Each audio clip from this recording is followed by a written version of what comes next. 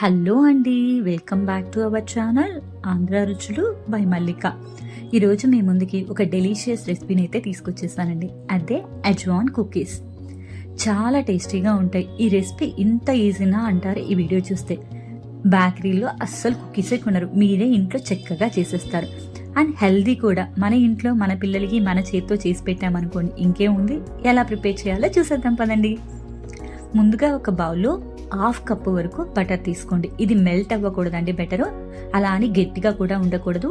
ఇలా వేలు పెడితే సాఫ్ట్గా దిగిపోవాలి, అలా ఉండాలి బటర్. ఇది ఒక 1/2 కప్ తీసుకోండి. గుర్తుంచుకోండి, బటర్ అస్సలకి మెల్ట్ అవ్వకూడదు. ఇప్పుడు దీన్ని స్పూన్తో బాగా మిక్స్ చేసుకోండి, సాఫ్ట్గా అయ్యేలాగా. ఈ విధంగా స్పూన్తోనే మీరు మిక్స్ చేసుకోండి.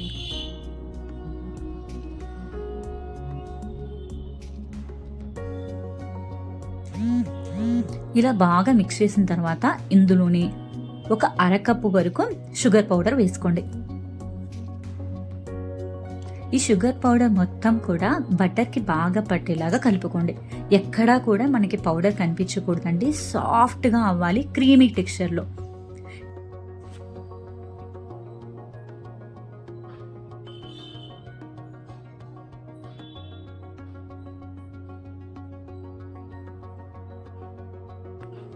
చూస్తున్నారు కదండి, ఈ విధంగా బాగా స్పూన్తోనే కలుపుకొని క్రీమ్ లాగా అయ్యేంత వరకు కూడా మిక్స్ చేస్తూ ఉండండి.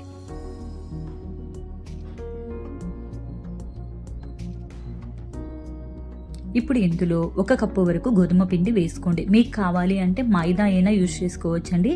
బయట షాప్ వాళ్ళు మైదా వాడతారు, నేను కొంచెం హెల్దీగా ఉండాలని గోధుమ పిండి వాడాను. ఇందులో ఒక 1/2 టీ స్పూన్ వరకు బేకింగ్ పౌడర్ వేసుకోండి. కొంచెం అంటే కొంచెం బేకింగ్ సోడా వేసుకోండి. ఒక చిటికెడంతా ఉప్పు వేసుకోండి. ఇందులో 1.5 టేబుల్ స్పూన్ వరకు వాము తీసుకొని మన అరచేతిలో వేసుకొని వీడియోలో చూపిస్తున్న విధంగా ఇలా క్రష్ చేసుకుని వేసుకోండి. అప్పుడే వాము ఫ్లేవర్ బాగా తెలుస్తుంది బిస్కెట్స్కి. వీటన్నిటిని కూడా మన చేతితో బాగా కలుపుకోవాలండి. చపాతీ ముద్దలాగా రావాలి ఇది. దీంట్లో ఎటువంటి పాలు కానీ నీళ్లు కానీ అవసరం లేదండి, మనం వేసుకున్న బటరే సరిపోతుంది. ఉండలాగా అవుతుంది. ఇన్ కేస్ మీకు కనుక కొంచెం గట్టిగా ఉంది, మాకు ఉండలాగా రావట్లేదు అంటే అప్పుడు 1 లేక 2 టేబుల్ స్పూన్ల పాలు వేసుకోండి. వాటర్ మాత్రం అస్సలు పోయొద్దు, చెప్తున్నాను, గుర్తుంచుకోండి. నాకైతే కరెక్ట్గా సరిపోయాయండి. నాకు పర్ఫెక్ట్ ఉండలాగా వస్తుంది టెక్స్చర్ కూడా. నేను ఎక్కడ వీడియో కూడా స్కిప్ చేయట్లేదండి. చూస్తున్నారు కదా ఎంత చక్కగా వచ్చిందో.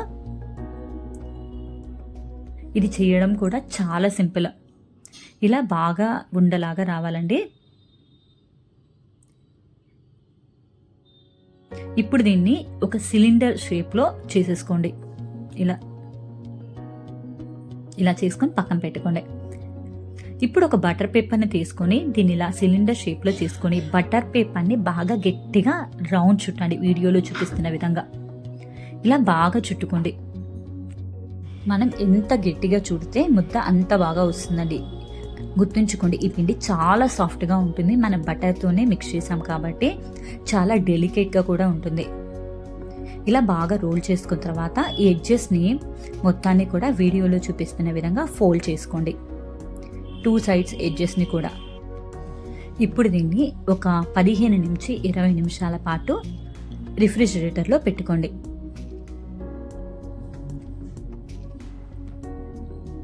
ఈలోగా మనం ఒక ప్లేట్ తీసుకొని దాంట్లో బటర్ పేపర్ వేసుకున్నామండి. నేనైతే బటర్ పేపర్ ఇదే షేప్లో కట్ చేసుకుని వేసుకున్నాను. ఇప్పుడు మనం ఫ్రిడ్జ్లో పెట్టిన పిండి కూడా రెడీ అయిపోయింది. కొంచెం గట్టి పడుతుంది. దీన్ని ఒకసారి డిమౌల్డ్ చేసుకొని బటర్ పేపర్లో నుంచి వీడియోలో చూపిస్తున్న విధంగా కట్ చేసుకోండి. గుర్తుంచుకోండి, ఈ పిండి చాలా సాఫ్ట్గా ఉంటుందండి. మీరు చాలా నెమ్మదిగా కట్ చేసుకోవాలి, ఈజీగా క్రాక్స్ వచ్చేస్తుంది. ఇలా కట్ చేసుకోండి వీడియోలో చూపిస్తున్న విధంగా రౌండ్ షేప్లో.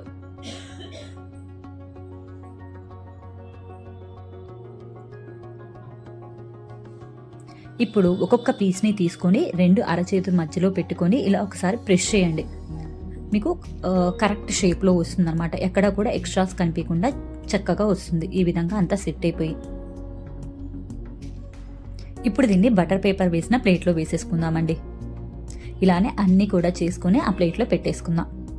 చూస్తున్నారు కదా, మీరు వేసిన బిస్కెట్కి మధ్యలో కొంచెం గ్యాప్ ఉంచుకోండి. ఇది పొంగి కొంచెం పెద్దవిగా అవుతాయి.